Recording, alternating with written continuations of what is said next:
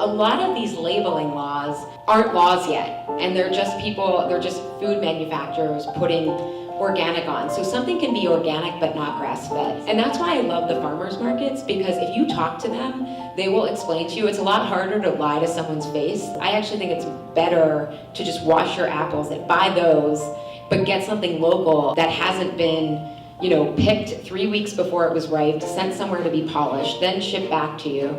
But that's why I like the farmers market, because farmers are like good people. You don't get into farming to like pull fast ones on people. It's like a calling. And after you have your dried herbs, mark them nicely, put them in glass jars. There's nothing better than wonderful glass. You don't have any interference between that medium and the herbs that you have spent a lot of time drying. And of course they should have their vibrant color. This is what Campbell Soups has said that they were going to do. I don't know how many of you have read in the news. That's an example of what is going to be on their label.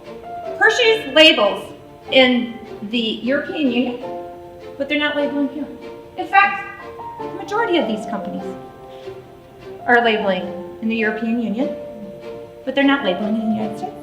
It should be something more like 8 to 10 servings of vegetables a day for optimal nutrition. And that has a whole lot to do also with the fact that our foods aren't nutrient dense.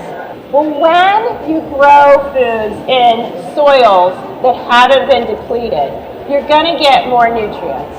Obviously, in the United States, healthcare costs are skyrocketing. So let's say you have your own farm and you go to the marketplace as a family to buy a health insurance policy, you can probably expect to pay about $1,200 a month. So wellness, if you're well, then you'll get sick less often and your claims will be lower.